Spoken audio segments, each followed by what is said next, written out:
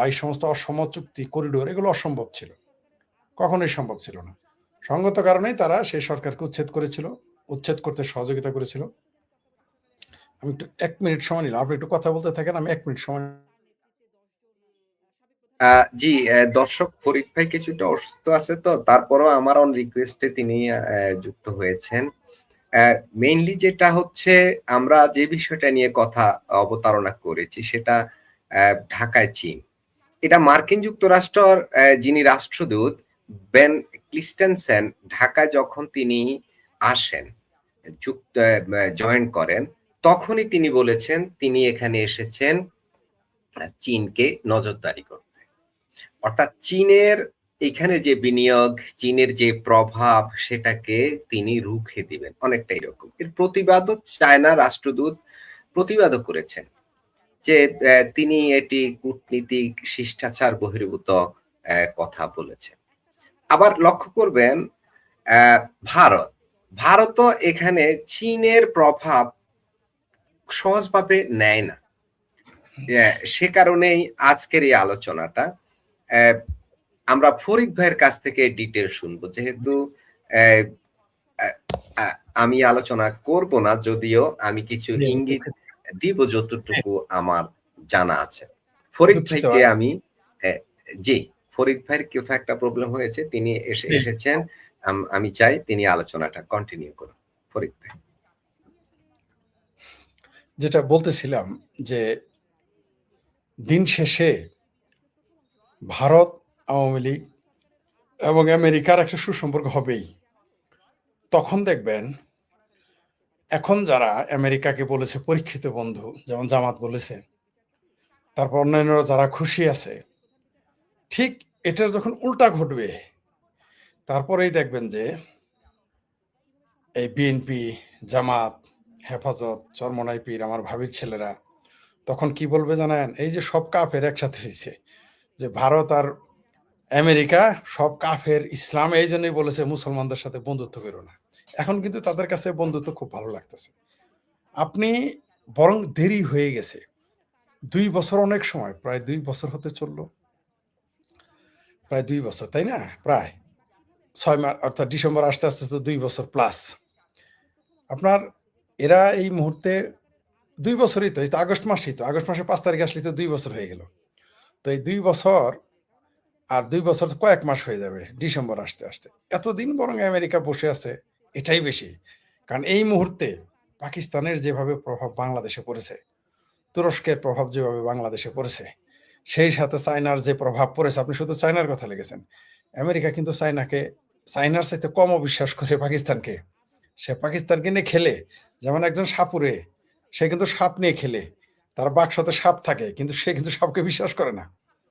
আর যদি বিশ্বাসও করে, তার কিন্তু দাঁত ভেঙে তারপরে রাখবে, অবিষাক্ত করে তারপরে রাখবে। নিশ্চয়ই বিষাক্ত সাপকে, আমি সাপুরদের সাথে চলেছি, আমি সাভারের সাপুরে সহ জামালপুর ময়মনসিংহে যে সমস্ত সাপুরেরা আসতো তাদের সাথে চলতাম এক সময়। তারা কিন্তু খুবই সতর্ক থাকে, বিষাক্ত সাপ থাকে না তা কিন্তু না, বিষধর সাপকে তারা মজবুত করে আটকে রাখে। যেগুলো অবিষধর সেগুলোর তারা গুরুত্ব দেয় না, যেগুলো তাদের ভাষায় বিষদাঁত ফেলে দেওয়া হয়। তো বিষদাঁত ফেলে দিলেও কিন্তু ঝুঁকি থাকে, যে কোনো সময় তার বিষ সেই আবার ফিরে আসতে পারে। সেই জন্য কিন্তু তার একটা ভয় কাজ করে তাদের।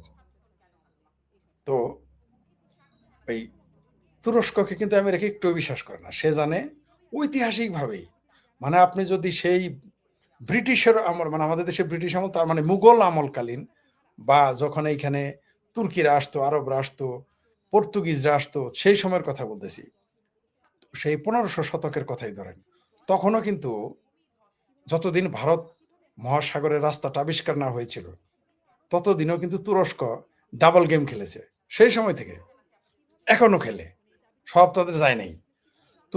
তুরস্ক নিজেও ডাবল এজেন্ট, পাকিস্তান নিজেও ডাবল এজেন্ট। পাকিস্তান ইরানের না সৌদি আরবের, আমেরিকার না কারো, তুরস্কের বোঝা বড় মুশকিল। তুরস্ক তাই, এটা তারা বিশ্বাস করে, এটা তারা জানে যে এরা ফ্রড, যে কোনো সময় ফ্রডিং করতে পারে। রাশিয়া কিন্তু জানে যে তুরস্ক যে কোনো সময় ফ্রডিং করবে, কিন্তু সবাই তুরস্ককে ওই যে সাপুরে যেমন সাপকে ইউজ করে ওইভাবে ইউজ করে। তো রইল বাকি চায় না।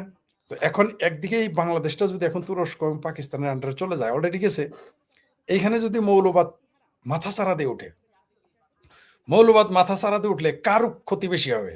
সবার আগে ইউরোপ আমেরিকার ক্ষতি হয়, আমরা সেটা দেখেছি। কিভাবে?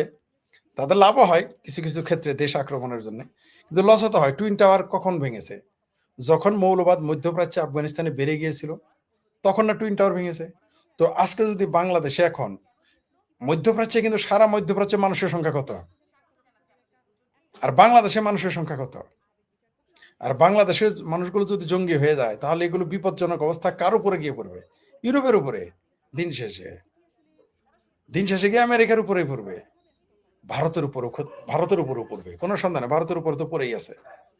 তো এরা তখন কি করবে?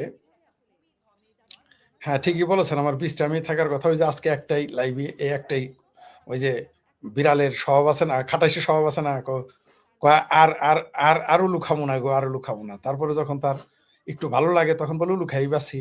তো এরকম আমার মা। আজকে সবই ক্যান্সেল করেছি, কালকেও তো একটাও করি নাই।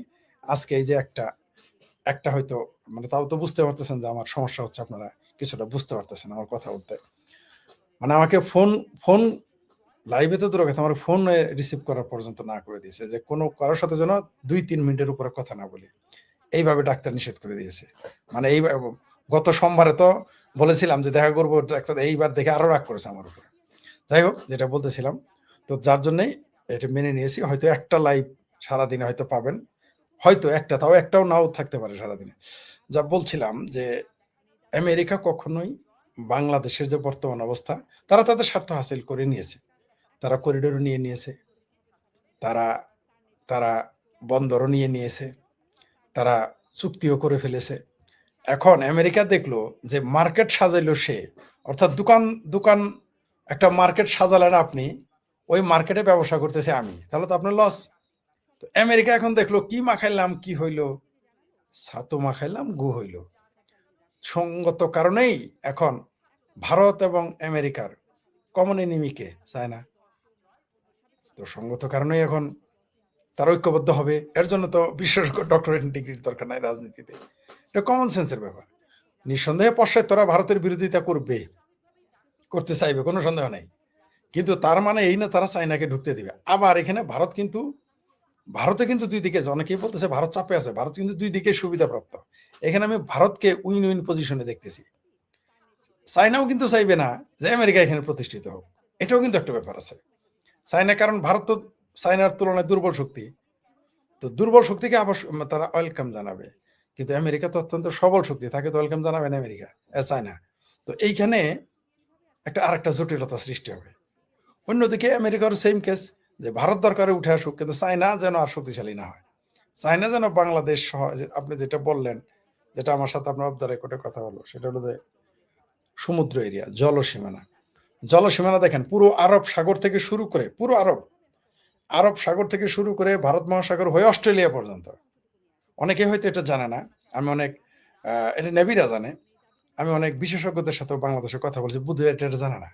সেটা আরব সাগর থেকে একেবারে ভারত মহাসাগর হয়ে অস্ট্রেলিয়া পর্যন্ত, এগুলো কর্তৃত্ব কিন্তু ভারতের, এবং এখানে ভারত কিন্তু খুব শক্তিশালী।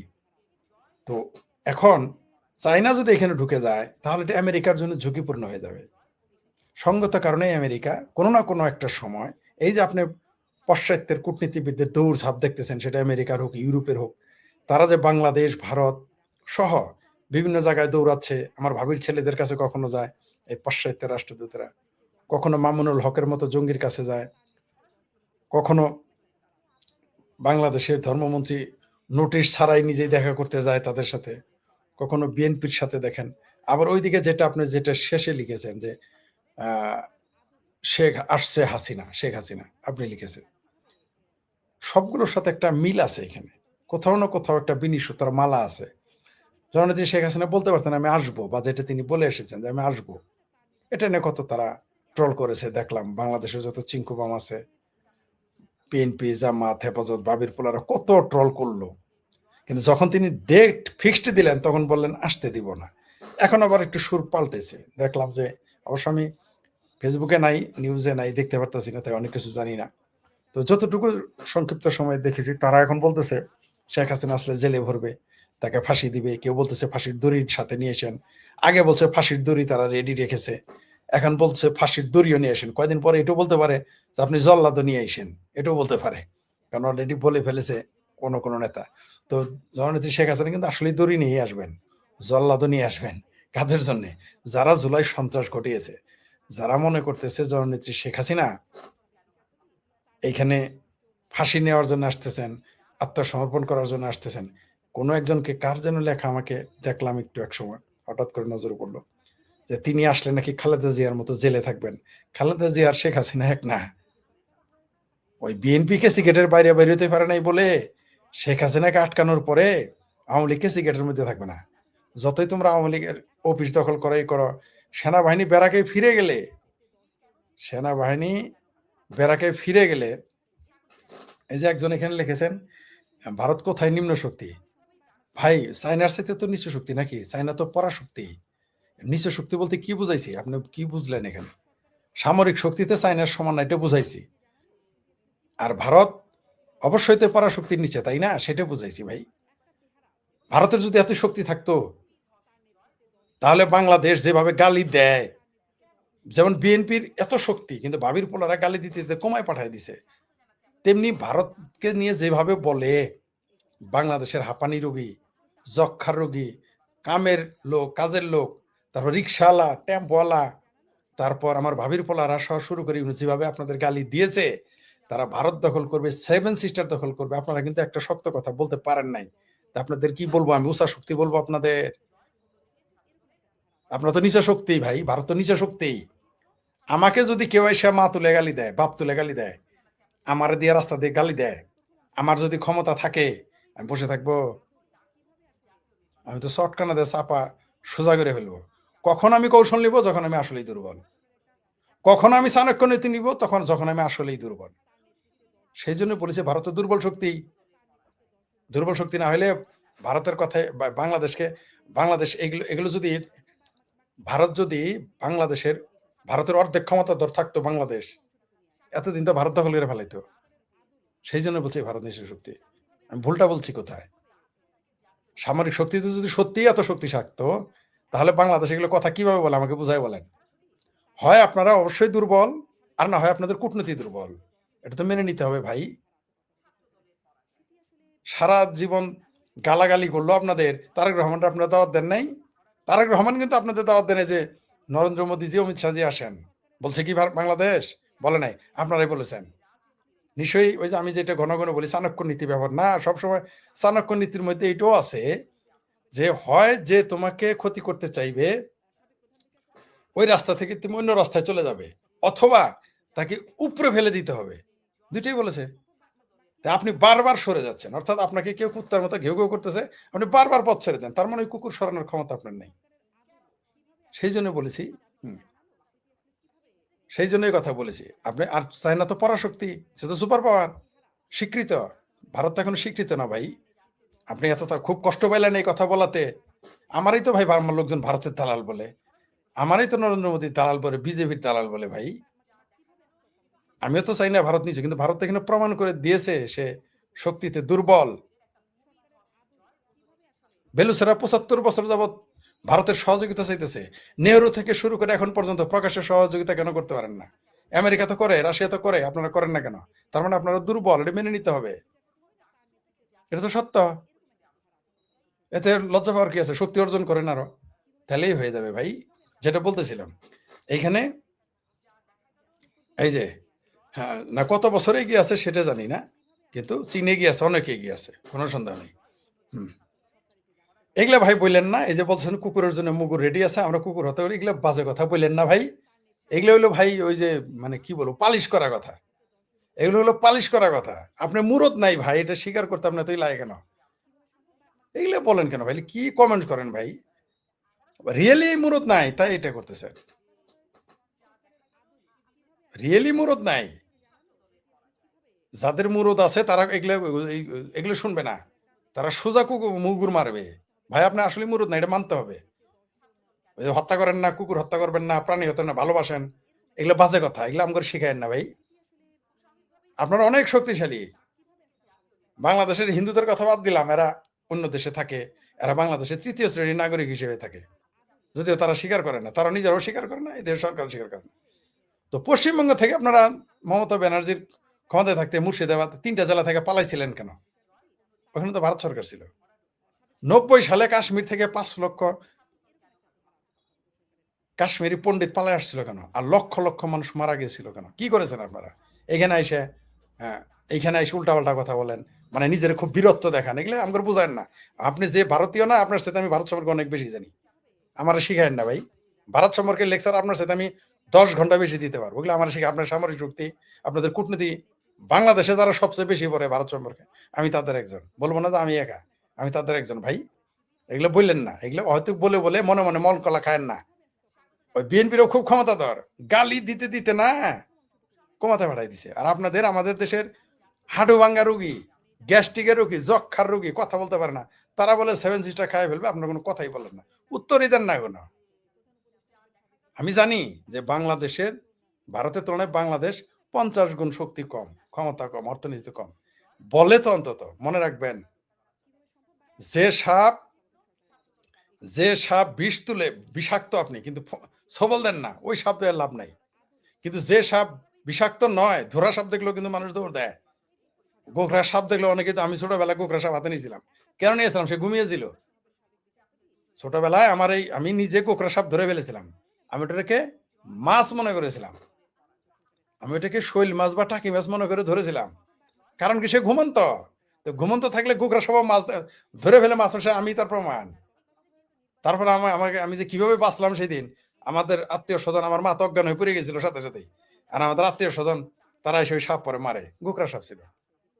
আরেকটা উদাহরণ দেই, আপনাদের চাণক্য নীতি আমি কম পড়ি নাই ভাই।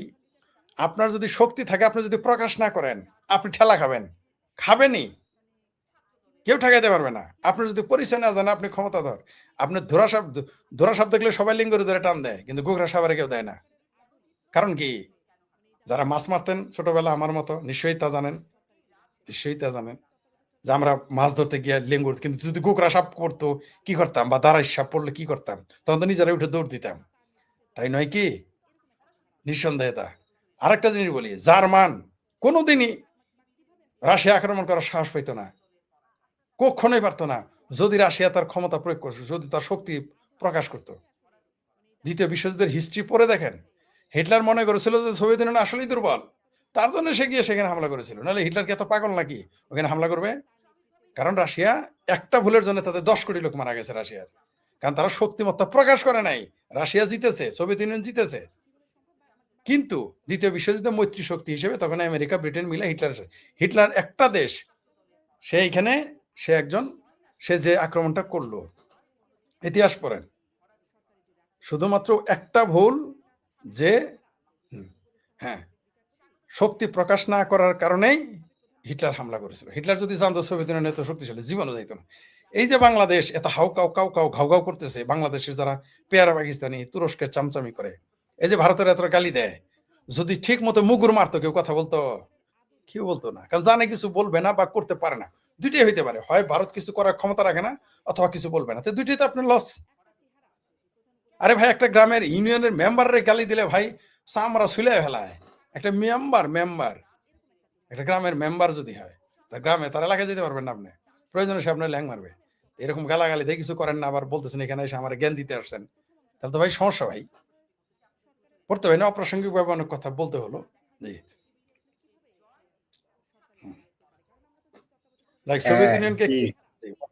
জি ফরিদ ভাই যে বিষয়টা কথা হলো, মানে উনি হয়তো একটা কমেন্ট করেছেন, করতেই পারে দর্শক, আর নিজের দেশ তো, হয়তো উনি ভারতের নাগরিক, হয়তো উনি আমি তার ওনার কাছে মনে হয়েছে। জি আমি তার কাছে শ্রদ্ধা রাখি, শ্রদ্ধা রেখে বলতেছি, ভারতকে নিচে বলছি, চীনের তুলনায় সামরিক শক্তিতে, অর্থনীতি বলছি, এতেই তার এত খারাপ লাগলো।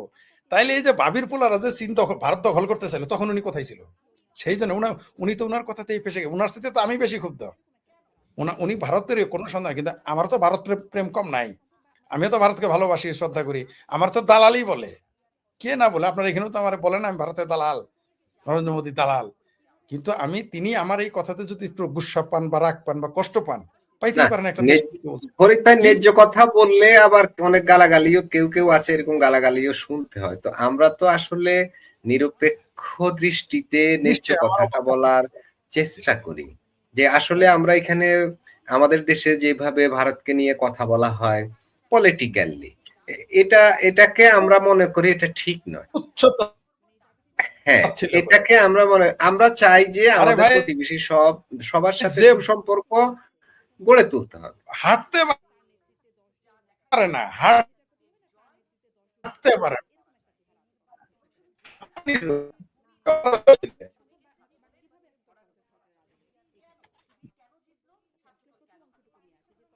জি, ফরিদ ভাইয়ের ওখানে আবার নেটেও একটু সমস্যা হয়।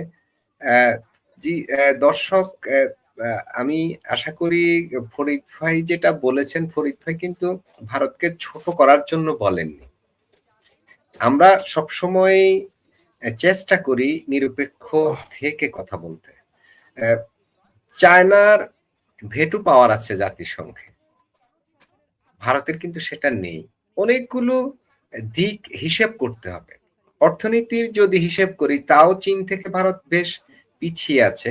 হয়তো একটা সময় চীনকে তারা টপকেও যেতে পারে।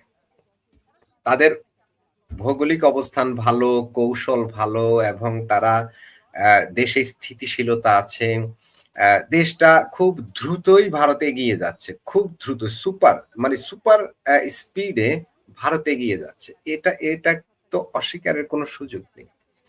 হয়তো একটা সময় আসবে চীনকেও ভারত টপকে যেতে পারে। তার কারণ কিভাবে যেতে পারে? চীনকে যেভাবে ব্যারিকেড দিচ্ছে মার্কিন যুক্তরাষ্ট্র, চীনকে ক্ষতি করার সর্বোচ্চ চেষ্টা করতেছে অর্থনৈতিকভাবে, সামরিক দিক থেকে। তাদের দু দেশের মধ্যে হয়তো যুদ্ধ হয় না, অর্থনৈতিক যুদ্ধটা তাদের ভিতরে চলে, স্নায়ু যুদ্ধটা তাদের ভিতরে চলে।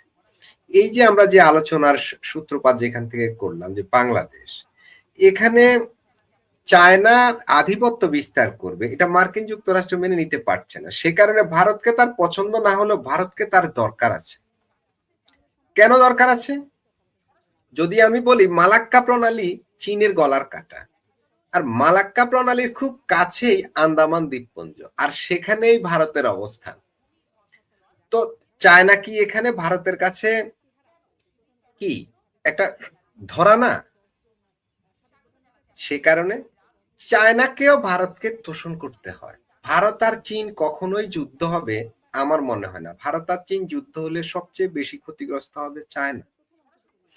আর ওই ভারতের হাত থেকে বাঁচার জন্য চায়না ওই বেলুচিস্তানের ওই গুয়াদর বন্দর দিয়া ওদিক দিয়া রাস্তা তৈরি করছে, বাংলাদেশ হইয়া মিয়ানমার হইয়া রাস্তা তৈরি করছে, যাতে তার সমুদ্র ব্যবহার করতে না হয়। মানে সে বিকল্প জায়গা তৈরি করে নিচ্ছে, যাতে করে সে সমস্যায় না পড়ে এই ভারত মহাসাগর, অর্থাৎ আরব সাগর থেকে এসে ভারত সাগরে এসে যেন সে বিপদে না পড়ে। তো চায়না ভারতের কাছে কতভাবে এই ব্যারিকেডের মধ্যে আছে ভারতের। এখন চায়নাকে রুখতে হলে মার্কিন যুক্তরাষ্ট্রের প্রয়োজন ভারতকে, ভারতকে তার লাগবেই। ভারতের সাথে সে কত ধরনের শত্রুতা আচরণ করতেছে সেটা আমরা দেখি, কিন্তু সেটা বেশি দিন মার্কিন যুক্তরাষ্ট্র ভারতকে ছাড়া এই অঞ্চলে, অন্তত সাউথ এশিয়ায় চলতে পারবে না। কারণ ভারতের সাথে তাকে ব্যালেন্স করতেই হবে, কারণ তার টার্গেট তো ভারত নয়, তার মূল টার্গেট হচ্ছে চায়না। তো চায়নাকে আটকানোর জন্য তার ভারত লাগবে, যেটা আমরা সরল সমীকরণে যেটা আমরা বুঝি। ফরিদ ভাই সার্জিও গোরের সাথে, সার্জিও গোর কিন্তু ভারতে নিযুক্ত মার্কিন রাষ্ট্রদূত, আবার দক্ষিণ ও মধ্য এশিয়া বিষয়ক বিশেষ দূত। তো এই সার্জিও গোরের সাথে আমাদের পররাষ্ট্রমন্ত্রী ডক্টর খলিলুর রহমানের বৈঠক চলছে এই মুহূর্তে। বৈঠকটা হয়তো এতক্ষণে শেষ হয়েছে কিনা আমার কাছে এখনো খবর আসেনি। বৈঠকটা আমরা যখন শুরু করি তখন বৈঠকটা কন্টিনিউ চলছিল।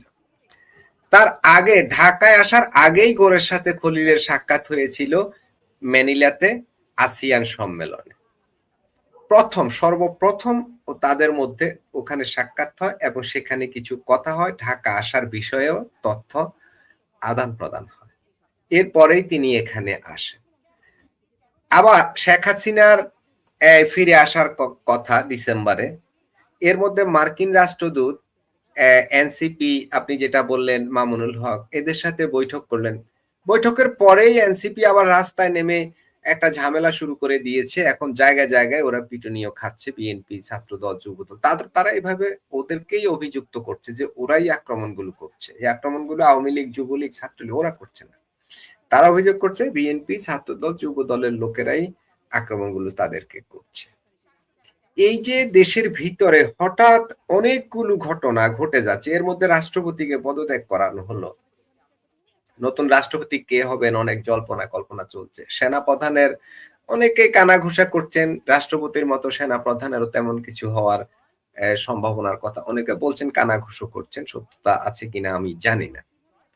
এর মধ্যে শেখ হাসিনা ফিরতে চাচ্ছেন। তিনি বলছেন মেরে ফেললেও দেশে ফিরবো। এপিকে যে সাক্ষাৎকার তিনি দিয়েছেন, আপনার কি মনে হয় শেখ হাসিনা দেশে ফিরতে পারবেন? এই সিমটম গুলো কি বলে যে শেখ হাসিনা দেশে ফিরতে পারবে, বা ভারত কি তলে তলে কিছু করছে? এই বিষয়ে একটু জানতে চাই ফরিদ।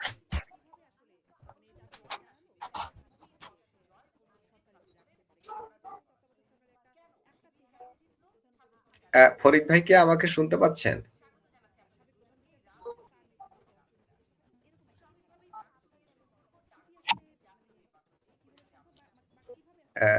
ফরিদ ভাই কি আমাকে শুনতে পাচ্ছেন? শুধু ভারত না, শুধু ভারত না, আমার জি, জানার মতো কয়েকটি দেশই এই প্রচেষ্টা চালাচ্ছে যাতে বাংলাদেশে ইনক্লুসিভ রাজনীতি থাকে, বিশেষ করে ইউরোপে।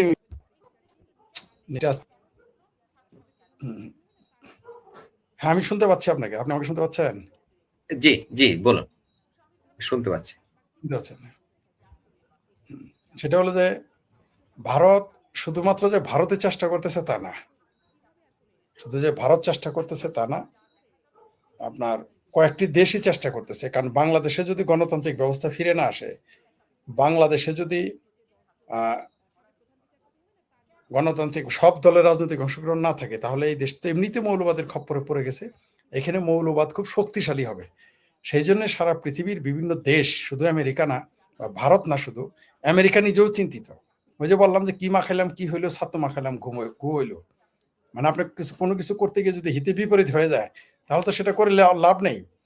বাংলাদেশে মৌলবাদ যদি শক্তিশালী ঘাঁটিতে পরিণত হয় বাংলাদেশটা, তাহলে এটাতে কোনো না কোনো ভাবে ভারত তো লসে যাবেই, এটাতে ইউরোপ আমেরিকাকে লসের মুখোমুখি হতেই হবে, টু ডে অর টুমোরো।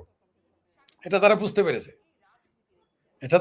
পেরেছে। বিএনপি সম্পর্কে তাদের ধারণা ছিল যে বিএনপি একটা, যেহেতু কাগজপত্রে গণতান্ত্রিক দল, কমপক্ষে মিনিমাম একটা অবস্থান থাকবে। কিন্তু এরা এসে দেখেছে যে না, বিএনপি কোনো গণতান্ত্রিক দল নয়। তাদের যারা লজ্জা পায় জামাত করতে, যারা সরাসরি জঙ্গিবাদে নাম লেখাইতে ভয় পায়, লজ্জা পায়, তারা হয়ে গিয়ে বিএনপি করে।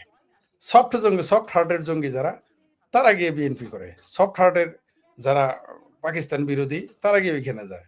আর যারা ডাই হার্ট পাকিস্তান বিরোধী, তারা জামাত করবে, চরমনাই করবে, হেফাজত করবে। এটা তারা এখন বুঝতে পেরেছে। আগেও বুঝতে পেরেছিল, কিন্তু এখন প্র্যাকটিক্যাল সুযোগ দিতে একটা মানুষকে।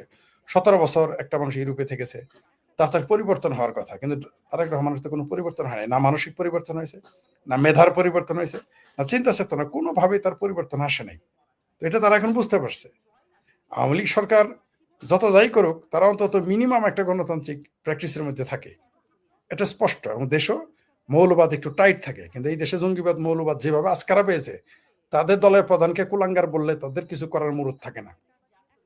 তো এখন শুধু ভারত না, আর ভারতের জন্য তো এই সরকার তো হুমকি।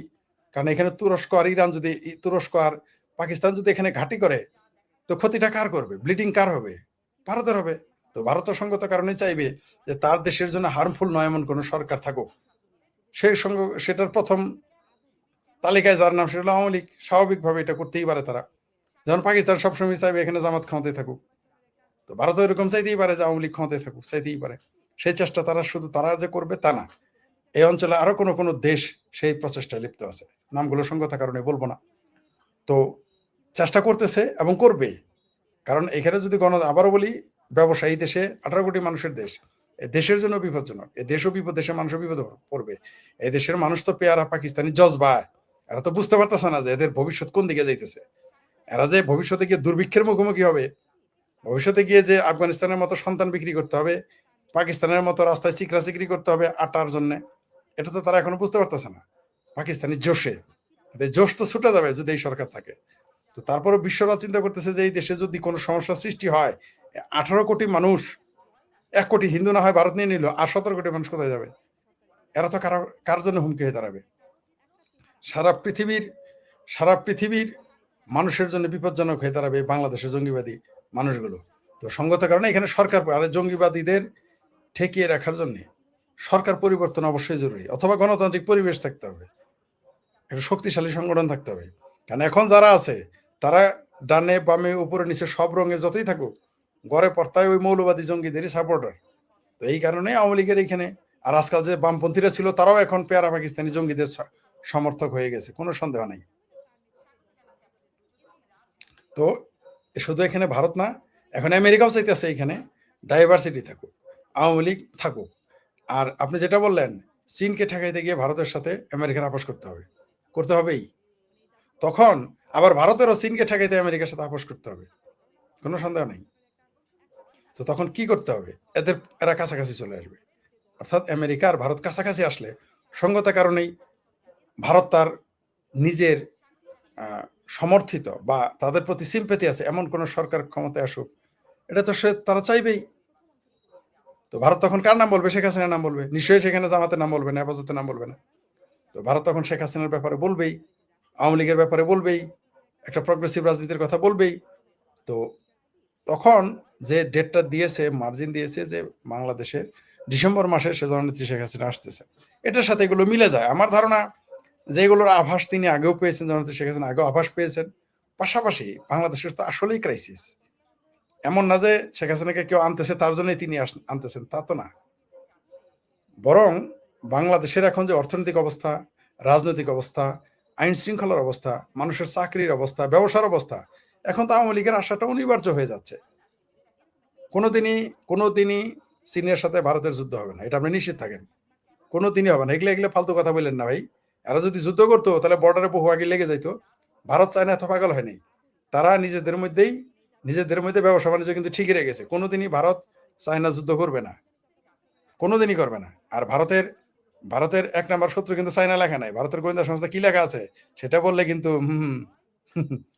ভারতের ভারত ভারতের যে গোয়েন্দা সংস্থা 1 নাম্বার ভারতের শত্রু রাষ্ট্র কি চায়না লেখা, পাকিস্তান লেখা?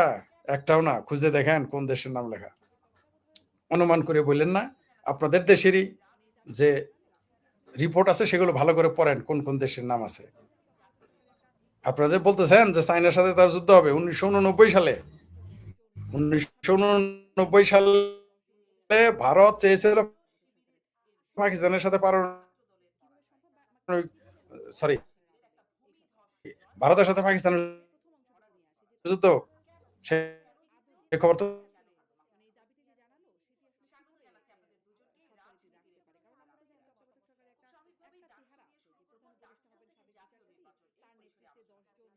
জি, ফরিদ ভাইয়ের কি সমস্যা হচ্ছে লাইনে?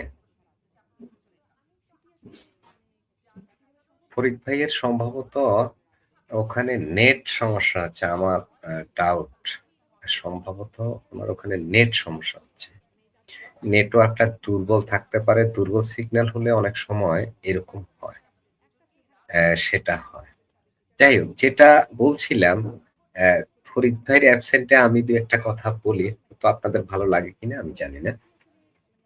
যেটা আমাদের এক দর্শকও কমেন্ট করেছেন যে চীনের প্রাণ ভোমরা হচ্ছে মালাক্কা প্রণালী, আর মালাক্কা প্রণালীর পূর্ণ নিয়ন্ত্রণ হচ্ছে ভারতের হাতে। তার মানে কি? তার মানে ভারত চীনের গলাটা চিপে ধরে আছে। এটা চীন ঠিকই বুঝে। আর চীন ভারত যুদ্ধ হলে চীন কি কঠিন বিপদটায় পড়বে, এটা তো খুব সহজে বোঝা যাচ্ছে, তাই না? শুধু ম্যাপটা নিয়ে বসলে ক্লিয়ার বোঝা যায়। আর চীন গুতগুতি করছে কোন দিক দিয়া বাইপাস করা যায়, অর্থাৎ মালাক্কা দিয়ে না গিয়ে আর কোথাও দিয়ে যাওয়ার কোনো সুযোগ তৈরি করা যায় কিনা।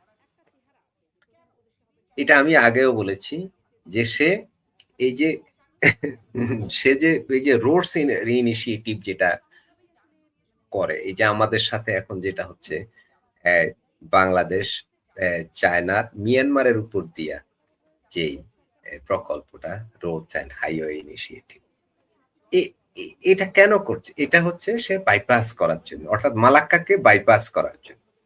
আবার গোয়াদার বন্দর দিয়াও সে আরেকটা তৈরি করেছে, সেখানে সেটা কিন্তু ব্যবহার করতে পারছে না, সেখানে গৃহযুদ্ধের কারণে। মানে বেলুচিস্তানের যে যুদ্ধ হচ্ছে, বেলুচরা চায়নাদেরকে দেখলেই আক্রমণ করে, চাইনিজ দেখলেই আক্রমণ করে, যার কারণে চায়না ওখানে চরম ডিস্টার্ব, ওটাও ব্যবহার উপযোগী এখনো করতে পারেনি। শুধু একটা ছোট্ট রুট তৈরি করেছে, সেটা হচ্ছে বঙ্গোপসাগরে এই মিয়ানমার অংশে, আরাকানের এই অংশে ওরা একটা গ্যাস ক্ষেত্র নিয়েছে, একটা বন্দর করেছে, আর এখানে একটা ডিপো করেছে। মধ্যপ্রাচ্য থেকে তেল এনে এখানে ছেড়ে দিবে পাইপলাইনে, সে কুনমিং এর ওদিক থেকে সেটা তুলে নিবে। এই ছোট্ট একটা জায়গা এখানে তৈরি করেছে, এটা বড় কোনো কিচ্ছু না। আর এটাকে সেফটি দেওয়ার জন্য মংলা বন্দরটা এখন চাচ্ছে বাংলাদেশের কাছে। চাচ্ছে না, চুক্তি করে ফেলেছে। হ্যাঁ, এই হলো ফ্যাক্টর। আর তার পথ নেই, চুক্তি করার কারণেই ভারত আর আমেরিকা কাছাকাছি আসতেছে এই চুক্তির কারণে। এখন চায়নার মূলত এই অঞ্চলে চায়না খুব বিপদে আছে, খুব বিপদে আছে। চীন ভারত যুদ্ধের কোনো যেটা বললেন, কখনোই চীন ভারত যুদ্ধ হলে চীন শেষ, চীন খুব বিপদে পড়বে। এটা তো আমেরিকা চাচ্ছে, আমেরিকা বা পাশ্চাত্য শক্তিরা তো চাচ্ছে চীন ভারত যুদ্ধ, এটা তো তারা চায়, কায় মনে চাইতেছে। কিন্তু ভারত, ওই যে এবার আসি, ভারতের ওই জায়গায় নীতিটা তাদের ঠিক আছে যে সেইখানে তারা ঝুঁকি নিবে না, ভারতও ঝুঁকি নিবে না, চায়নাও ঝুঁকি নেবে না। তারা নিজেদেরকে মনে করে শত্রু রাষ্ট্র। কিন্তু আপনি দেখেন সবচেয়ে বড় ব্যবসাটা কার সাথে হইতেছে? চায়নার সাথে। চায়নাও এখানে ব্যবসা করতেছে, ভারতও চায়নাতে ব্যবসা করতেছে, কারণ তারা ওই ঝুঁকি নিবে না। তারা কখন শোনেন, চায়নাতে 150 কোটি মানুষ, ভারতে 150 কোটি মানুষ, এরা কিন্তু এত বড় বাজার কেউ নষ্ট করতে চাইবে না, কেউ না, কেউ না, এই রিস্ক নিবে না ব্যবসা আগে। এই যে এত বন্দর দখল, করিডোর দখল, শেখ হাসিনা সরকার উচ্ছেদ, নরেন্দ্র মোদীর বিরুদ্ধে ষড়যন্ত্র, এগুলো কেন করে? ওই যাদের ব্যবসায়িক স্বার্থ নষ্ট হচ্ছে তারা এগুলো করতেছে। এইখানে সেই রাষ্ট্রগুলো, সেই ব্যক্তিগুলো, সেই বিলিয়নার গুলো, যে পৃথিবীতে যারা বড় বড় পুঁজিবাদী, বড় বড় ব্যবসায়ী রয়েছে, তাদের ব্যবসাতে সমস্যা হচ্ছে বলেই তো সরকারের উত্থান পতন এটা ঘটায়। শেখ হাসিনাকে কেন উত্থান পতন ঘটাইলো? কারণ এইখানে ব্যবসা করতেছে কি? Russia, China, Bharat, America loss, তাই সরকার উচ্ছেদ করে দিয়েছে, বক্তব্য পরিষ্কার। সুতরাং এইখানে ভারত পাকিস্তান যুদ্ধ, ভারত আর চায়নার যুদ্ধ হবে এটাই মনে করি না। জি জি ফরিদ ভাই, যে বিষয়টা, আরেকটা বিষয় যেটা আসলে আলোচনা দরকার আছে, সেটা হচ্ছে পাকিস্তানের প্রতিরক্ষা মন্ত্রী খাজা আসিফ একটা ভয়ঙ্কর মন্তব্য করেছেন পাকিস্তান অধিকৃত কাশ্মীরিদের নিয়ে। আপনি শুনেছেন কিনা আমি জানি না। তিনি বলেছেন তারাও ভারতের মতো আমাদের শত্রু। নিজের দেশের মানুষকে বলছে তারাও ভারতকে তারা যেমন শত্রু ভাবে, কাশ্মীরের মানুষকেও তারা শত্রু ভাবে। তাহলে কাশ্মীরেও তাদের সাথে আদৌ কি থাকবে শেষ পর্যন্ত? কি সেই সময় ঘনিয়ে আসছে বেরিয়ে যাওয়ার? এখন তারাই তো বলতেছে, তাদের মন্ত্রী খাজা আসিফই বলতেছে তারা ভারতীয়র মতো শত্রু। আবার সেই কাশ্মীরি, পাকিস্তান অকুপাইড কাশ্মীরে যারা আছে তারা বলতেছে যে তারা ভারতের সাথে বিলয় হইতে চায়। তো বোঝাই যাইতেছে কেউ কারোর সাথে থাকবে না। আর এই ভারতে অধিকৃত যে, পাকিস্তান অধিকৃত যে কাশ্মীর, সেইখানে ভারতের যে যুদ্ধ করার পর যে অংশটা দখল করে নিয়েছে, যে অংশটুকু দখল করে নিয়েছে পাকিস্তান, সেইটুকু ওদের তো বুঝিয়েছিল যে তোমরা পাকিস্তানের বিরুদ্ধে, ভারতের বিরুদ্ধে যুদ্ধ করবা, দখল করবা, স্বাধীন রাষ্ট্র হবা। আমি কিন্তু শুরু থেকে, এখন না, যখন মানুষ ওটা আজাদ কাশ্মীর বলতো আমি হাসতাম। আমি খোঁজ নিয়েছি, ওইখানে খোঁজ নিয়ে জেনেছি যে ওইখানে কাশ্মীরিদের কাশ্মীরি ভাষায় কথা বলতে দেয় না পাকিস্তানিরা। কিন্তু এটা নিয়ে কোনো বুদ্ধিজীবী কোনোদিন কথা বলেই না, এখনই বলে না, মাইরে ফেললেই বলে না, আর তাদের ভাষা বাদ দিলে বলবে, তখনই বুঝতে পারছে যারা বাটপার। পাকিস্তান এই কাশ্মীরিদের ব্যবহার করে ভারতকে ক্ষতিগ্রস্ত করতে চেয়েছিল। এটা আফগানিরা যেমন বুঝে ফেলেছে যে পাকিস্তানিরা আমেরিকার সাথে যুদ্ধের নাম করে আর এখানে ব্যবসা করেছে, তো এই কাশ্মীরিরা এখন বুঝে ফেলেছে, পাকিস্তান অধিকৃত কাশ্মীরে বুঝে ফেলেছে পিওকেতে, যে এরা আসলে এই কাশ্মীরদের নিয়ে ব্যবসা করে, এটা ব্যবসা করে, এটা ওই পাকিস্তান অধিকৃত কাশ্মীর লোকজন বুঝে ফেলেছে। তো তারা তো এখন তার হাতে থাকবে না। আর যখন তাদের গ্রিপে, যেমন মনে করেন আমার দ্বারা আপনার লাভ হয়, এখন আমি আপনার বাটপারি বুঝে ফেললাম, বুঝে আপনার সাথে আর থাকলাম না, তখন তো আপনি বলবেন ফরিদ ভালো না, স্বাভাবিক। কারণ আমি তো, আপনি যখন ব্যবসা করতেছেন আমার নামে, মনে করেন না আপনি আমার নামে বিভিন্ন জায়গা থেকে আপনি সুবিধা নেন, যে ফরিদের এটা দিতেছি, ফরিদের ওটা দিতেছি, ফরিদের জন্য এটা করি ওইটা করি। হ্যাঁ, আপনি মাঝে মধ্যে মনে করেন আমার জন্য পাঠাই দিলেন কিছু গিফট, পাঠাই, লোকজন বলে তাই তো, সত্যি তো। কিন্তু আমি যখন জানতে পারলাম যেটা তো আপনি বাটপারি করতেছেন, আমার নামে আপনি সারা পৃথিবীতে ব্যবসা করতেছেন, এনজিওর নামে, এটার নামে, ওইটার নামে, ব্যক্তির নামে ব্যবসা করে খাইতেছেন, তা আমি তখন আপনার সাথে যখন সরে যাবো, তখন তো আমরা বলবো না এই যে ফরিদ ভালো না, ফরিদের শত্রু, স্বাভাবিক। এই জন্যই তো পাকিস্তানিদের এখন খারাপ লাগতেছে। কারণ আফগানিস্তান, এই দেখেন এখন আফগানিস্তান তাদের শত্রু হয়ে গেছে। এতদিন কি বলে আসছে হলে আফগানিস্তানি পাকিস্তানিরা ভাই ভাই, একদিকে মুসলমান আর একদিকে তারা ভাই ভাই। এখন এই সে আফগানিস্তানে হামলা করে কেন করে? কারণ আফগানিস্তান এখন পাকিস্তানের যে বাটপারি, আফগানিস্তান নামে যে ব্যবসা করেছে, আফগানিস্তানের নামে যে সুবিধা নিয়েছে, এটা আফগানিরা বুঝে গেছে। পৃথিবীতে এই মুহূর্তে পাকিস্তানকে সবচেয়ে বেশি ঘৃণা করে যারা, তারা হচ্ছে যে তারা যারা আফগানিস্তানি, আফগানিস্তানের লোকজন সবচেয়ে বেশি ঘৃণা করে এখন পাকিস্তানকে। কারণ তারা তাদের বাটপারি ধরে ফেলেছে। কারণ আপনি যাকে বন্ধু মনে করেন, শুভাকাঙ্ক্ষী মনে করেন, আপনি যদি পরে জানতে পারেন এই লোক আমার নামে বাটপারি করেছে আমার কারণে, আমার নাম নিয়ে, তো আপনি তারা কিরকম ঘৃণাটা করবেন, কিরকম ঘৃণাটা করবেন? তো আফগানিস্তানের জন্য ঘৃণা করে, এখন পাকিস্তানেরও বুঝে ফেলেছে। আপনি দেখেন এই পাকিস্তানে কত বড় বদমাইশ, সারা জীবনের বলে আসলো সংসদে, সংসদের বাইরে, মিছিলে, মিটিংয়ে, লেখায়, বলায়, কথায়, টেলিভিশনে, সিনেমায়, তারা বলে আসলো কাশ্মীর নাকি তাদের শাহরগ। শাহরগ মানে ঘাড়ের রগ, যে শাহরগ ছাড়া কোন মানুষ যেমন বাঁচে না, কাশ্মীরি ছাড়া বাঁচবো না। সংসদে আপনি ভাষণগুলো দেখতে কি লম্বা লম্বা লেকচার। এখন সেই শাহরগ যাকে বললো তাকেই বলতেছে তারা নাকি ভারতের মতোই দুশ্মন। অর্থাৎ পাকিস্তানের ব্যবসা হইলো, যখনই তাদের বাটপারি ধরা পড়ে তখন তারা ভারতের ভারতের ভারতের শুভাকাঙ্ক্ষী বানায় ফেলে, ভারতের দালাল বানায় ফেলে। এটা তাদের স্বভাব, এটা আজ নতুন না তো। বাংলাদেশের মুক্তিযোদ্ধাদের কি ভারতের দালাল বলে নাই? খোদ সোহরাওয়ার্দী, হোসেন শহীদ সোহরাওয়ার্দীকে কি পাকিস্তান ভারতের দালাল বলে নাই? শেরে বাংলাকে ফজলুল হককে কি ভারতের দালাল বলে নাই? মৌলানা তর্ক বাগিশকে কি ভারতের দালাল বলে নাই? মৌলানা ভাসানীকে কি ভারতের দালাল বলে নাই? বঙ্গবন্ধুকে তো ভারতের দালাল বলেই, মুক্তিযোদ্ধাদের তো ভারতের দালাল বলেই। এটা তো নতুন কিছু না। তো এরা এটা বলবে, কয়দিন পরে বলবে কি জানেন? কয়দিন পর যখন সিন্ধে চলে যাবে, তখন বলবে এরাও ভারতের দালাল। থাকবে শুধু পাঞ্জাব, তা পাঞ্জাব আধা। এছাড়া তো পাকিস্তানের ভবিষ্যৎ কখনোই ভালো হতে পারে না। কারণ সে সারা জীবন অন্যান্য দেশের অন্যান্য দেশের ক্ষতি করে আসছে। এবার পাকিস্তান নিজের ফাঁদে পড়ে গেছে। পাকিস্তান ফ্রাঙ্কেস্টাইন তৈরি করেছে অন্যকে গিলে খাওয়ার জন্য। এখন সেই ফ্রাঙ্কেস্টাইন গুলো পাকিস্তানকে গিলে খাবে, এটাই স্বাভাবিক। কারণ তাদের পাপের 16 কলা বহু আগে পূর্ণ হয়ে গেছে। এই পাকিস্তান হচ্ছে দক্ষিণ এশিয়ার ক্যান্সার, আর সারা পৃথিবীর জন্য হচ্ছে সন্ত্রাস উৎপাদন এবং রপ্তানি এবং উৎপাদনকারী দেশ। সুতরাং এই দেশের পরিণতি এটাই হবে, এটাই স্বাভাবিক। কারণ এদের প্রতারণা আস্তে আস্তে আফগানিস্তান ধরে ফেলেছে। বেলুচরা তো আগেই জানে, বেলুচিস্তান তো দখল করে ফেলেছিল। এখন এই যে পাকিস্তান অধিকৃত যে কাশ্মীর, তারাও বুঝে ফেলেছে, তার জন্য তাদের বিরুদ্ধে বিরোধিতা করে। স্বাভাবিক। কে না জানে আমেরিকার কাছ থেকে টাকা খাইতো লাদেনের খোঁজার জন্য, সেই লাদেনের তারা জায়গা দিয়েছিল তাদের ক্যান্টনমেন্টে। এই তো পাকিস্তান, তো পাকিস্তানকে তো কেউ বিশ্বাস করে না। এখন যেহেতু সে কাউকে বিশ্বাস করে না, সে নিজেও তো অন্যজনকে বিশ্বাস করতে পারবে না। তবে আপনি খেয়াল করেন এই পিওকেতে, পাকিস্তান অকুপাইড কাশ্মীরে ইন্টারনেট নাই, বাংলাদেশের কোনো বামপন্থী কথা বলে না, বাংলাদেশে কোনো বামপন্থী কথা বলতেছে না, বাংলাদেশে কোনো মৌলবী কথা বলে না, কোনো পীর সাহেব কথা বলতেছে না। আর বাংলাদেশে বিএনপি মুসলমান, জামাতি মুসলমান, হেফাজতি মুসলমান সবাই চুপ, বামপন্থীরা আরো চুপ। এই যে শত শত মানুষ ওইখানে মেরে ফেলতেছে, এখন আর টু শব্দটি নেই। মানবাধিকার সংস্থারা লেখে না কোনো বাক্য, তাদের একটা কলাম তো দূরের কথা, একটা বাক্যও লেখে না তারা এখন আর। কিন্তু যদি ধরেন এই 2 মাস যাবৎ যদি ভারতের কাশ্মীরে যদি ইন্টারনেট বন্ধ থাকতো, দেখতেন মিছিল কাকে বলে। আর যদি গুলি করে মারতো 20 জন না রে ভাই, 20 জন মারলে তো এতক্ষণ জাতির সঙ্গে চলে যেত এই ঘটনা। এতক্ষণ এই ঘটনা জাতির সঙ্গে যেত, সারা পৃথিবীতে মিছিল হইতো।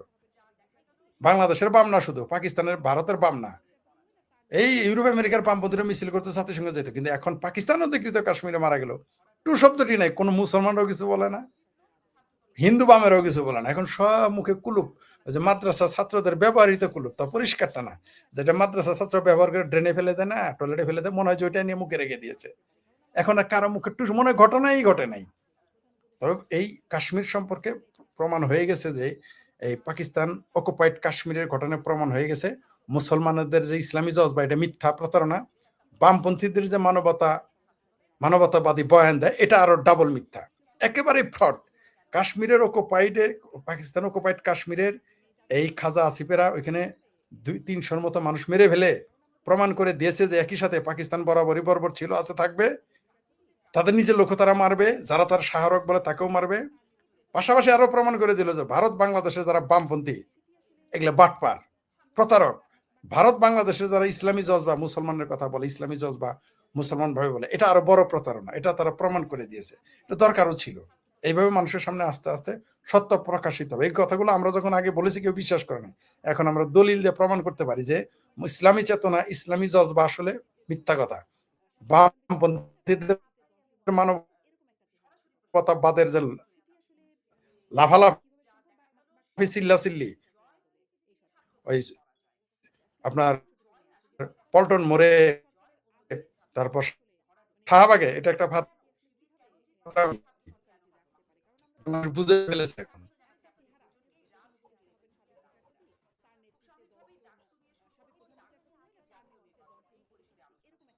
ফরিদ ভাইয়ের কথা আমি শুনতে পাচ্ছি না, কোথাও সমস্যা হচ্ছে ফরিদ ভাই ওখানে।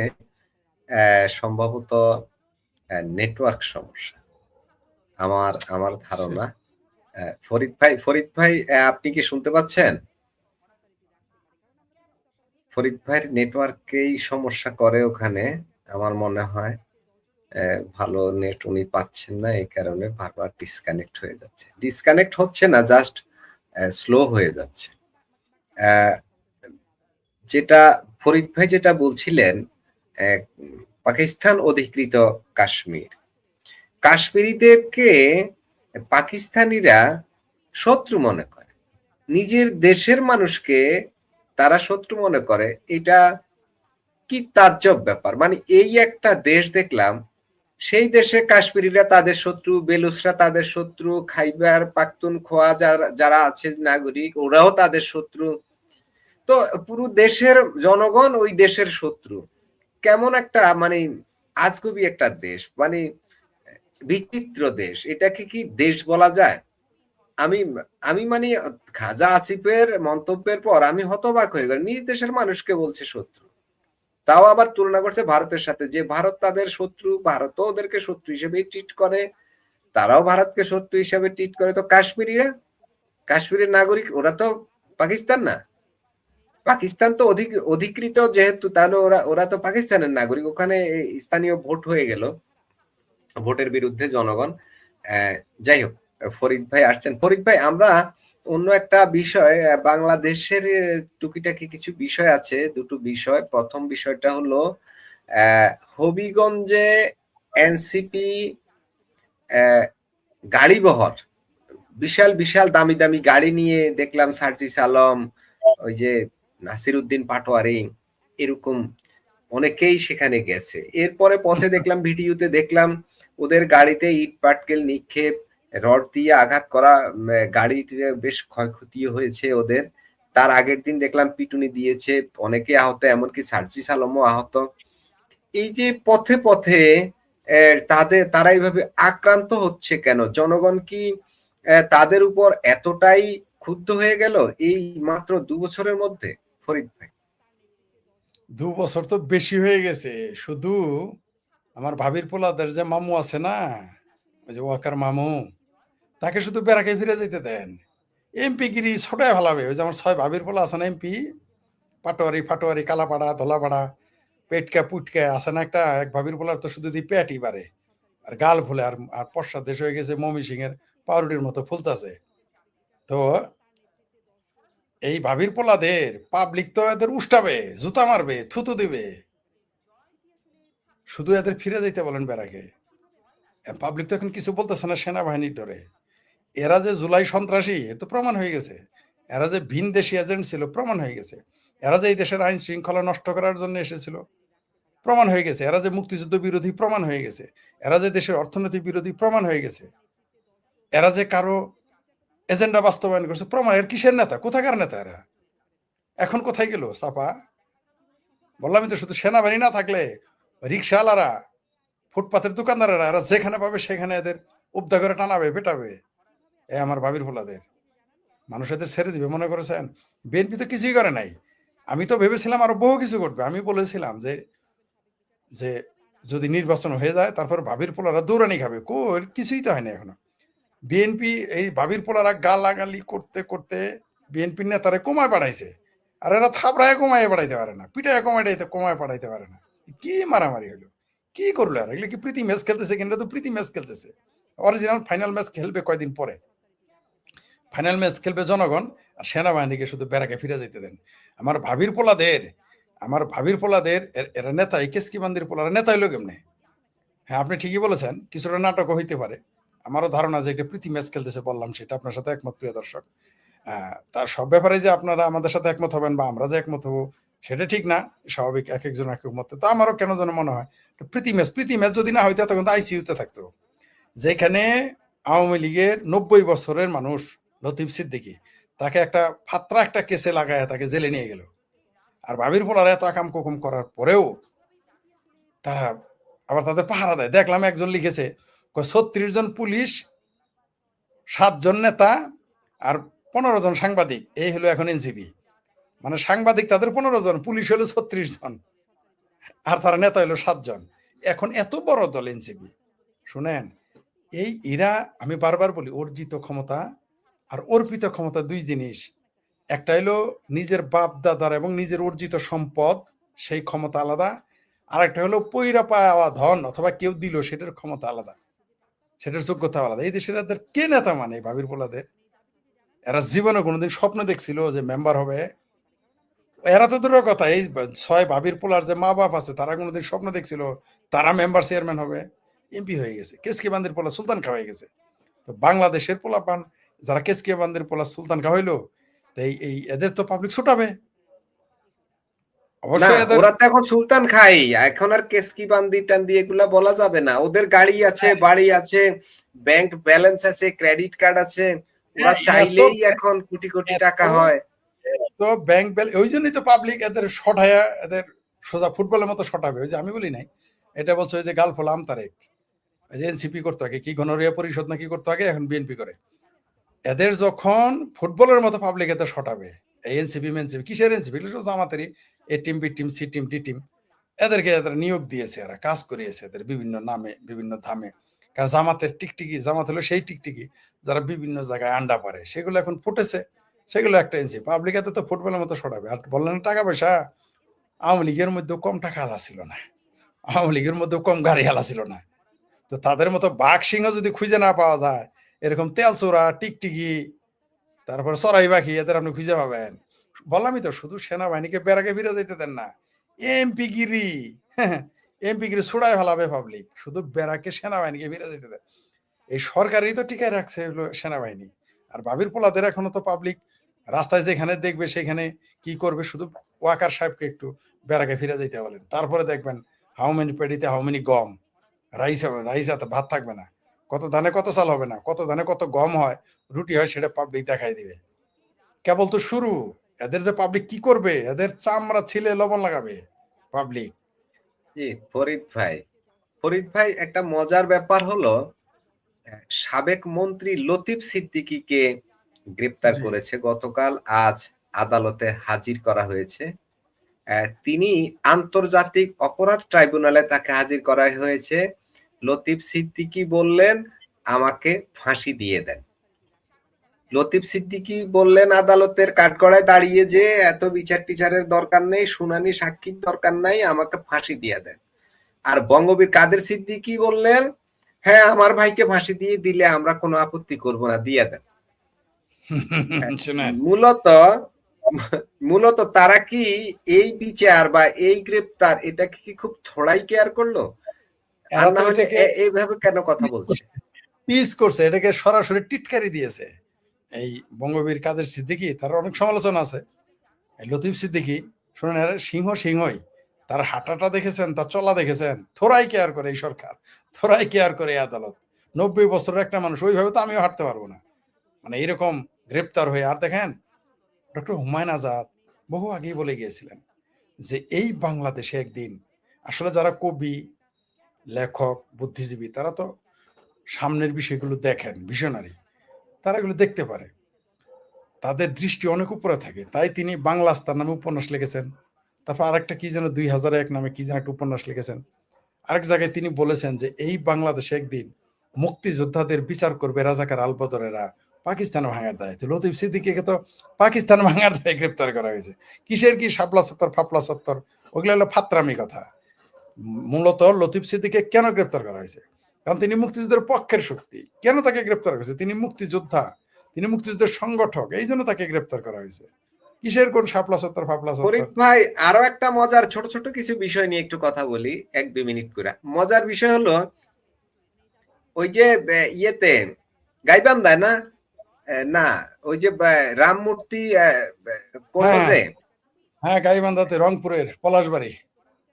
পলাশবাড়িতে, হ্যাঁ পলাশবাড়িতে, ওইখানে যে এমপি জামাতে ইসলামের, ওনাকে নাকি ওই যে হরিদাস পাল না উনি, কি হরিদাস, হরিদাস, হরিদাস চন্দ্র হরিদাস তরণী, হরিদাস তরুণী। চন্দ্র তরণী দাস, উনি ওনাকে বেশ টাকা পয়সা দিয়েছে, নির্বাচনী ফান্ড দিয়েছেন, ওনার একটা মাদ্রাসা আছে, ওনার মসজিদ আছে, 26 লাখ টাকা দিয়েছেন। এবং আরো অনেককেই তিনি টাকা দিয়েছেন। সমস্ত মন্দিরের যে দান, এটাকে কি বলে, দানই তো বলে নাকি, দান দান এই দান।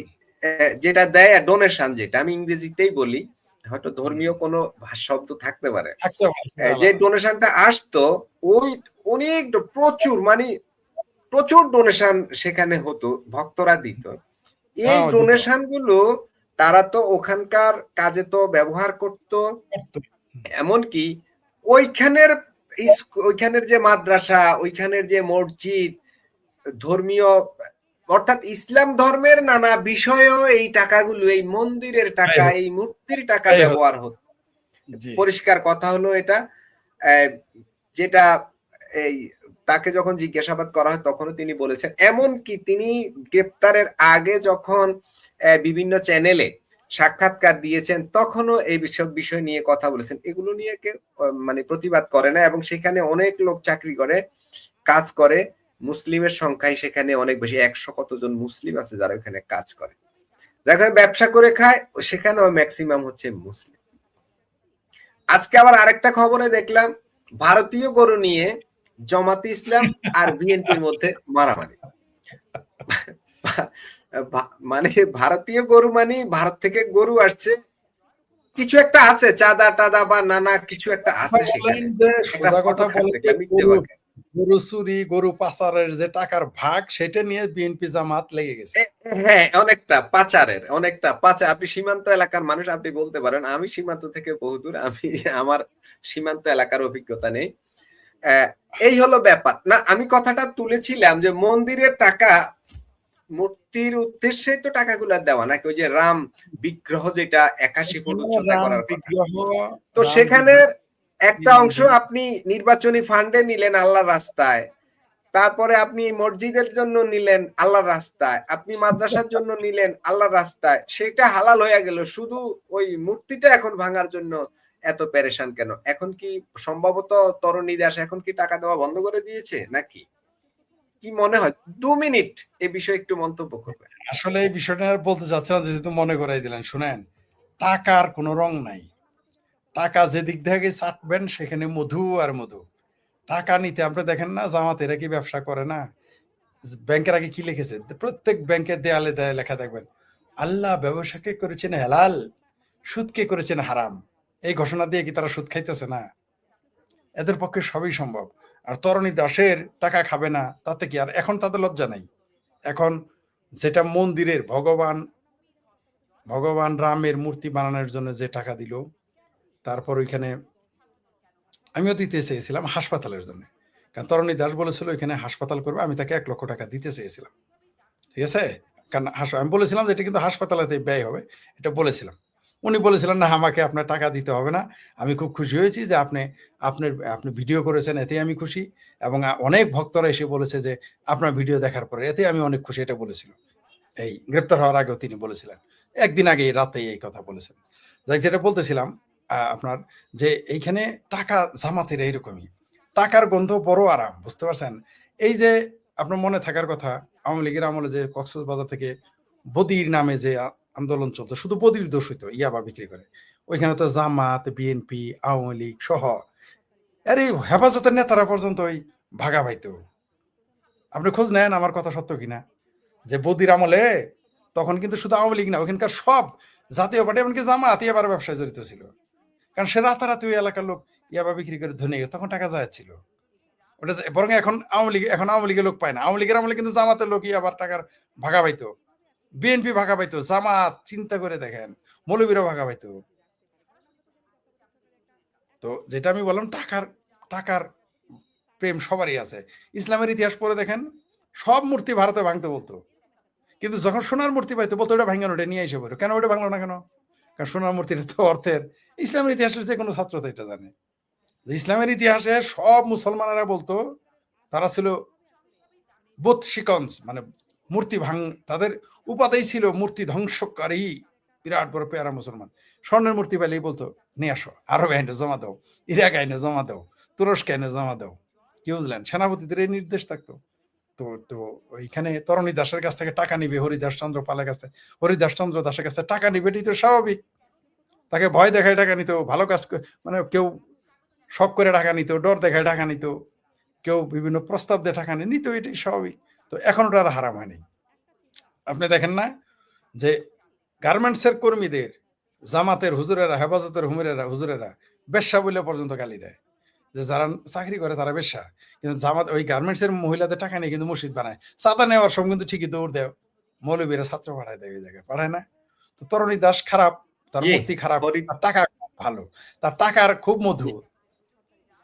জি ফরিদ ভাই, আমরা আমরা তো অনেক আমরা ভেবেছিলাম অনেক কম সময়ে শেষ করব, কিন্তু হলো না।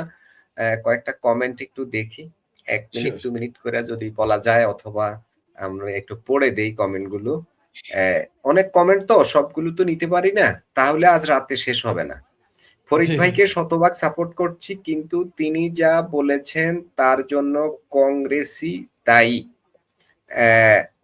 ওই যে ভারতের কম শক্তি এরকম যে বলছিলেন কিছু একটা, ওই প্রসঙ্গে উনি এই মন্তব্যটা করেছেন। এটা বলেছেন। হ্যাঁ, হ্যাঁ, হতে পারে। তার হ্যাঁ, সাথে আমি ওই আংশিক, প্রসঙ্গে জি তার সাথে আমি সম্পূর্ণ একমত না, তবে আংশিক একমত। এর জন্য প্রধানত কংগ্রেস দায়ী, এটা বললে আমি মেনে নিতে পারি। শুধু কংগ্রেস দায়ী বলবো না, প্রধানত কংগ্রেস দায়ী, কম বেশি সবাই দায়ী। জি, ধন্যবাদ মন্তব্য কংগ্রেসের করার জন্য। সময় তো ভারতের অর্থনীতিটাও অতটা স্ট্রং ছিল না, আজকের মতো তো ছিল না, সে বিষয়টাও তো মাথায় রাখতে হবে। হুম, আরেকটা হুম। কমেন্ট করলেন, অদূর ভবিষ্যতে চীন আর ভারত কোল্ড ওয়ার হবে, এটা আমার নিজস্ব মত। কোল্ড ওয়ার কোল্ড এটা ওয়ার তো, হতে পারে নাকি? এটা কোল্ড ওয়ার হতে পারে, কিন্তু ওয়ার হবে না ভাই। আমি আমি আপনার কমেন্ট না, আগেও দেখেছি, কোল্ড ওয়ার হ্যাঁ, থাকতে পারে, কোল্ড ওয়ার বিভিন্ন জায়গায় থাকতে পারে, কোল্ড ওয়ার তো থাকবেই। তাদের যুদ্ধ তো থাকবে একটা। যেমন মনে করেন কালকে যদি বাংলাদেশ হঠাৎ করে সিঙ্গাপুরের মতো ধনী হয়ে যায়, তখন ভারতের সাথে বাংলাদেশের একটা খোলা একটা ঠান্ডা যুদ্ধ চলবে, এটা স্বাভাবিক। ভারত আজকে উপরে উঠতেছে বলেই তো আমেরিকার সাথে দ্বন্দ্ব। ভারত ধনী হচ্ছে বলে আমেরিকার সাথে দ্বন্দ্ব কেন? শুধু চায়নার সাথে না, আমেরিকার সাথে দ্বন্দ্বের কি কারণ? যে ভারত দ্রুত ধনী হয়ে যাচ্ছে, ভারত শক্তিশালী হচ্ছে। সেই জন্যই তো। ভারত যদি দূরে দূরে থাকতো, দুর্বল, হ্যাঁ, কেউ সে কিছু ধনী হয়ে গেলে সে তো আমার উপর নির্ভর করবে না, সে আমার কথা শুনবে না, তাকে গরিব রাখতে হবে। যেমন আমরা একটু উঠতেছিলাম, এখন আমাদের থাপড়াইয়া মাথা নামাই দিতেছে যে তুই আমার কথা শুনতে হবে বেটা, আমি যা বলি তা শুনবি। হ্যাঁ, এই জন্য আমাদেরকে পরিকল্পিতভাবে আমরা পিছিয়ে তো যেতে আর হবে। আর উঠতে পারলাম। মাহাথির মোহাম্মদ বলছিলেন, কি মনে আছে, যে একটা দেশ উঠে যাচ্ছিল, থামিয়ে দেয়া হলো। ৫ হ্যাঁ, হ্যাঁ, আগস্টের সত্য। পরে মাহাথির মোহাম্মদ মন্তব্য করেছিলেন। হ্যাঁ, সত্য, এটা তো সত্য। আরেকটা দেশটা উঠে যেতে। কমেন্ট দেখি। মাসুদ ভাইয়ের প্রশ্নের ধরন প্রশংসনীয়, ফরিদ ভাইয়ের আলোচনার গভীরতা একদম পরিপক্ক। জি, ধন্যবাদ প্রশংসা করার জন্য। দর্শক আরেকজন কমেন্ট করলেন, ফরিদ ভাই বুরকিনা ফাসো এর লিডারকে নিয়ে কিছু বলুন। ফরিদ ভাই, বুরকিনা ফাসোতে তো একটা ঘটনা ঘটে গেছে, সেখানে ওটা মুসলিম কান্ট্রি, কিন্তু ওখানে প্রচুর মানুষ না আমাদের দেশের মতো এরকম মুসলমান সেখানে। তো সেখানে এই বুরকিনা ফাসোর শাসক তিনি তো সেনাবাহিনী সেখানে ক্ষমতা দখল করেছে। এখন তিনি মোল্লাদেরকে হুজুরদেরকে শুধু খুঁজতেছে পিটুনি দেওয়ার জন্য, এবং ডাইরেক্ট ঘোষণা দিয়েছে ওদেরকে দমন করা হবে কঠিন ভাবে। যে ইব্রাহিম কাউরে নাকি রাউরে, ইব্রাহিম রাউরে নাকি এখন কি বাইতুল মোকাররমের উত্তর গেটে কি একটা মিটিং দেওয়া যায়? তা দিবে না, ওটা পাকিস্তান হইলে, ওটা ভারতের হইলে না দিত। শুনেন, এই ইব্রাহিমকে নিয়ে এর প্রতিবাদে কি বাইতুল মোকাররমের উত্তর গেটে এই শুক্রবারে এই কি আমরা কি একটা মিটিং দিতে পারি আগামী করতে বলেন? শুনেন, করতে বলেন। এদের কাছ থেকে বামপন্থীদের শিক্ষা নেওয়া উচিত এবং বাংলাদেশের মুসলমানদের শিক্ষা নেওয়া উচিত। শুনেন, ভুট্টো একবার বলছিল যে মোল্লাদের দিয়ে তিনি বুট পালিশ করাবেন। এই বেনজির ভুট্টোর বাপ বলেছিল। কম দুঃখে কথা বলে নাই, এই ভুট্টো বলেছিল যে মোল্লাদের দিয়ে বুট পালিশ করানো লাগবে। সেই জন্য কিন্তু দেখবেন ওই সব ভুট্টোর যখন ফাঁসি হয়, মোল্লারা খুব খুশি হয়েছিল। এই ইব্রাহিম রাউরে নাকি কাউরে অর্জনে খুব খুশি ছিল। এখানে কিছুদিন আগে একটা মন্তব্য করেছিল, হাই রে দেখলাম বামপন্থীরাও এর নিয়ে লাফালাফি করে, মুসলমানরাও বাংলাদেশে লাফালাফি করে। মনে মনে হাসতাম। আজকে সোজা করে দিয়েছে না, একেবারে সোজা। এখন দেখবেন সে তাদের কাছে বিলেন হয়ে গেছে, বামপন্থীদের কাছে এখন বিলেন। কারণ ওই যে মৌলবীদের সমালোচনা করছে। ইব্রাহিম রাউরে স্ট্রেট বলে দিয়েছে যে সৌদি আরব থেকে আইসা মোল্লাগিরি শিখে এখানে লামা যাবি, তুমি এখানে তুমি সালাফি মতবাদ চালাবা, ওই ইসলাম আমাদের দরকার নাই। উনি বলেছে যে ইসলাম এই সংস্কৃতিকে ধ্বংস করে, যে ইসলাম হত্যা সন্ত্রাস দেখে, ওই ইসলাম আমার দরকার নাই। স্ট্রেট বলে দিছে। এবং বলেছে যারা মৌলবীরা পরে আসবে তাদের ঘেটি ধরে বের করে দিবে, জেলে ঢুকাবে। শুধু তাই না, বাংলাদেশে তো 560টা মসজিদ আওয়ামী লীগ সরকার তারা নিজের টাকায় করেছে, বাংলাদেশ সরকার টাকা। সেখানে 200 মসজিদ করতে চাইছিল, স্ট্রেট না করে দিয়েছিল যে আমার কোন মসজিদ দরকার নাই, পারলে ফ্যাক্টরি করা, স্কুল করা। এটা বলে দিয়েছিল। এটা সেই লোক, তখন আমরা বুঝে ফেলেছিলাম সে কে। এখন স্ট্রেট বলেছে, এখন তখন বাংলাদেশে ভিলেন হয়ে যাবে, হয়ে গেছে অলরেডি। এখন তার দেখবেন তার সমালোচনা কয়েকদিন আগে ছিল, এই শুক্র 8 দিন সে বাংলাদেশ মুসলমান এবং ভারতের মুসলমান, এমনকি পাকিস্তানের মুসলমান, বাংলাদেশের বামেদের সুপার হিরো আছে। এখন সোজা হয়ে গেছে। এখন তারা বলবে সামরিক শাসক, গ্রিপে নাই, এখন গ্রিপে নাই, এবং এটা আসলে সে সোজা করবে। এবং যখন দেখবেন সে ইব্রাহিমের যদি এই কথা ঠিক, তাহলে ঠিক থাকবে। যেখানে মোল্লারা যাবে সেখানে সমস্যা হয়েছে। সারা পৃথিবীতে যেখানে মোল্লাতন্ত্র কায়েম হয়েছে, ওই দেশ থাকবে। পাকিস্তান ধ্বংস হয়ে গেছে, আফগানিস্তান ধ্বংস হয়ে গেছে, ইয়েমেন ধ্বংস হয়ে গেছে। বাংলাদেশ একটু উঠতেছিল, পাকিস্তান সংসদ আপনি যেটা বলেন মতের মোহাম্মদ বরাদর, আজকে আমাদের তার জন্য এই অবস্থা। জি, ধন্যবাদ।